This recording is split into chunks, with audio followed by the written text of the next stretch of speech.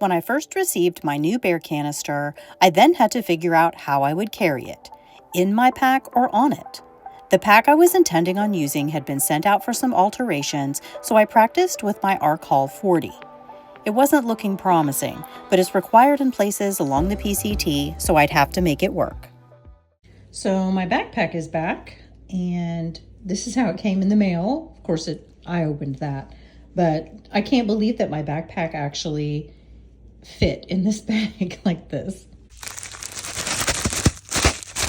Ta-da! All right, so what I had done is I had an extra long bear strap added onto it so that I can accommodate my bear canister. Originally the pack only came with a small Y strap, but I paid them to add an extra long one. So I'm happy to have the pack back. I missed it. I had been using my Z-Packs Arc Haul 40 and also my Hilltop Packs 40 liter Raven UL, but this is the pack that I intend on taking with me on my next through hike. So yeah, I'm really excited to have it back. So I'm going to load it up here in a little bit and take it out for a training hike. This is distracting. I don't know why that bothered me. Got a new pair of leggings. I can't even get my leg. Leggings. Wait a minute. Leggings. And these are fleece-lined winter leggings. I can't remember if they were billed as water resistant or waterproof. I will put that in the description down below along with the link. I already have a pair of these leggings in another color. It's not the water resistant or waterproof version. These I purchased specifically for wetter and colder climates. So I'm going to be taking them out today and seeing how waterproof they are because it is raining outside. Also going to be practicing with having the bear can down inside. That is my preference, to pack it down inside, but this is a 30 liter pack, so I don't know how likely that is to happen. Let's get it packed up and head outside. Can we just have a moment of appreciation for the cool double pockets on these leggings? There are double pockets on both sides of these leggings, and that's cool.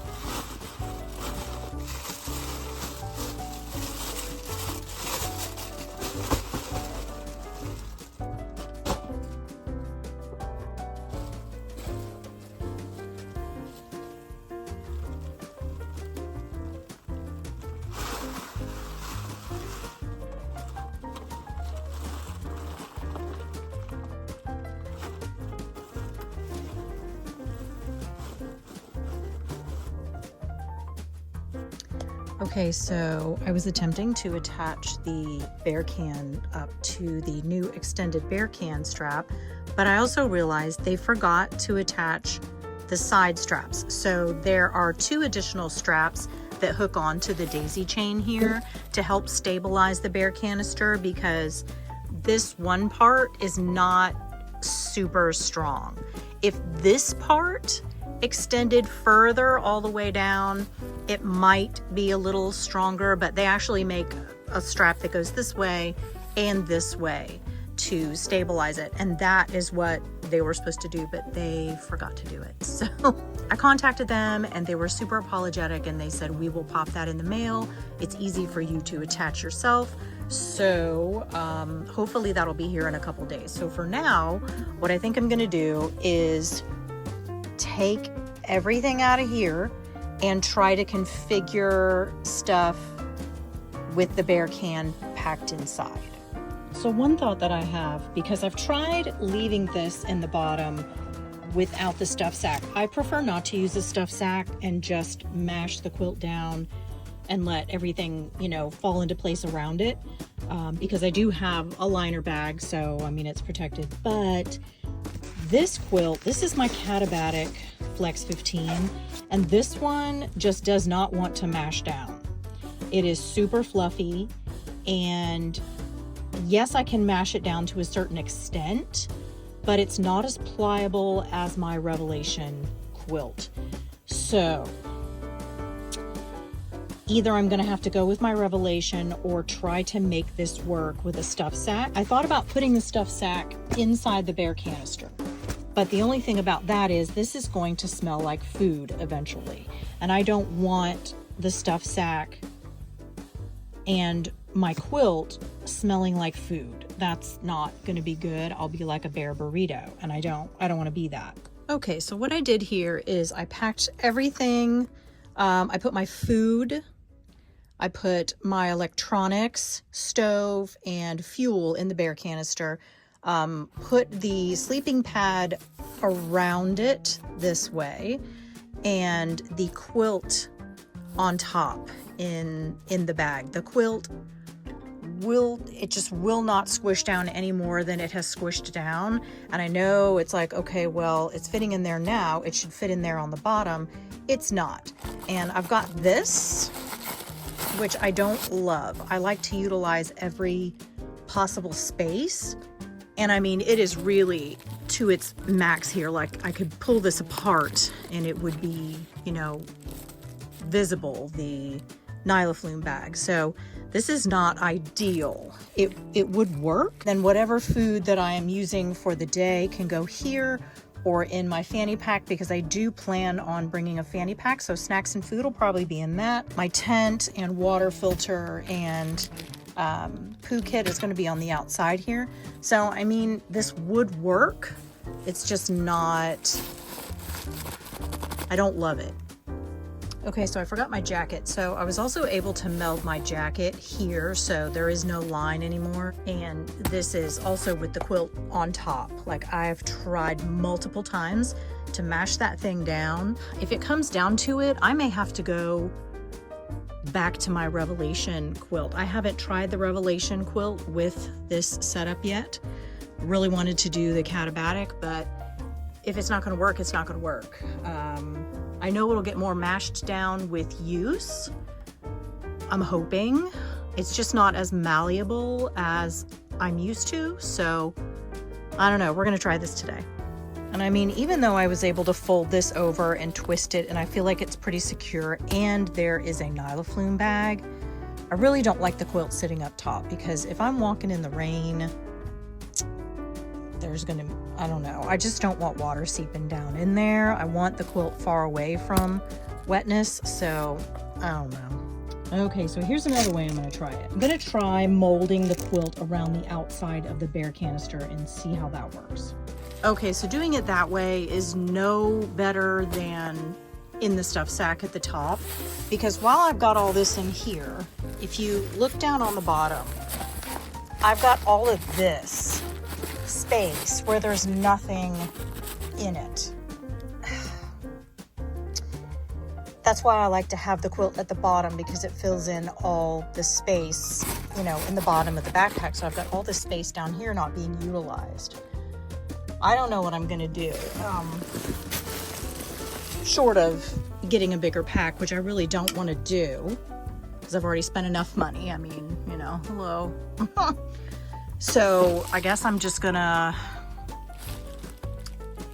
keep trying. What I ended up doing was switching out the Cashapp for my trusty Revelation and packed my clothes and other malleable items around the bear canister in that small gap. Food, cold soaking jar, and toiletry bag I put inside the canister.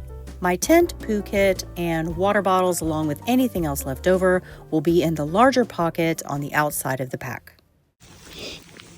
Okay, so I don't know if you can see this or not, but I've had these on for about 10 minutes out in the rain. So far, so good. My feet, however, are already wet because I don't have any waterproof socks on today. Just wearing darn toughs.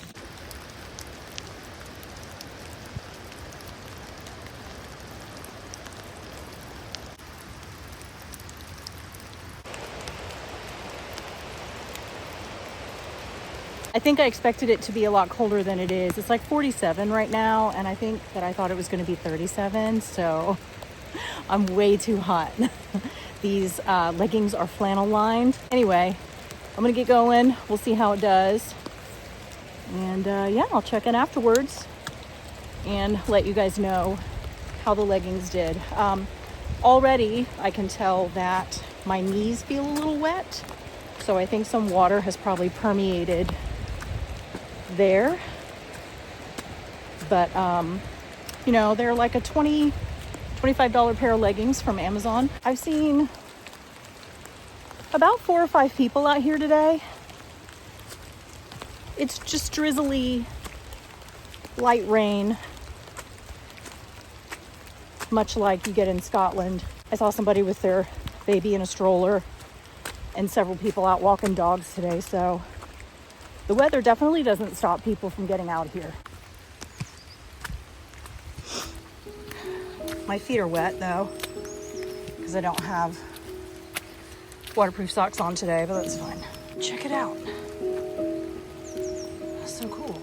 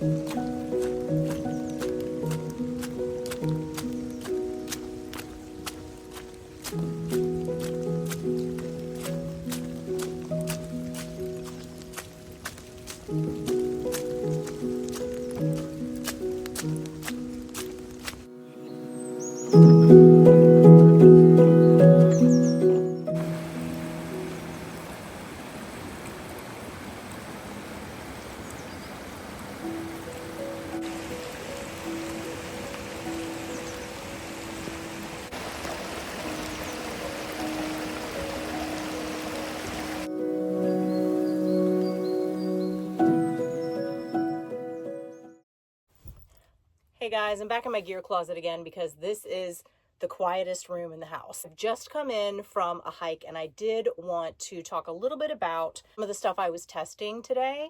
I was testing this pair of winter leggings. These are from Bayleaf and I got them on Amazon. They're not a super thin legging. It's a pretty substantial legging. They are fleece lined. They are advertised as a winter legging, water resistant. I'll tell you how long I was out today on this walk. It was under 2 hours that I was out in a light, misty rain. I did not feel soaked. I would say the first place I felt it was around my quads and my knees. I have these in just the regular fleece lined, not the water resistant ones. And I absolutely love them for chilly days. I wanted to see if there was something that could hold up to at least a day hike in the rain. And I would say that these performed pretty well. Really, for like $27 that I paid for these, I feel like they're really good for a day out in a light rain. And one of the other things I really liked about them, it's the only pair of leggings that I have seen that has a double pocket. I don't know if you can see that. So we've got a pocket right here and a pocket right here and a pocket right here on both sides. There's a full-on double pocket. And in the back, you've got the standard little zip pocket that you can put money and keys and everything else in. It's a pretty generous pocket. Let me see if there's one around the edges. There is not one around the edges on the inside. I want to say that the other fleece ones might have a pocket on the inside. But yeah, I really like these. Definitely not a bad buy for $27. I also wanted to talk about how this pack performed in the rain. It's soaking on the outside. The bottom pocket on this backpack is like a nylon material, so it is really wet. And the rest of the pack is a Dyneema composite fabric. 100, it's their Ultra 100 fabric from Nashville Packs. Everything is wet on the outside of the pack, which is fine because that's why we use liner bags. But I did open it up and felt around the inside of the backpack, and the inside of the backpack was not wet. I believe that Nashville Packs seam seals them. I believe this one is seam sealed. And nothing in there was wet, so I'm super happy with that.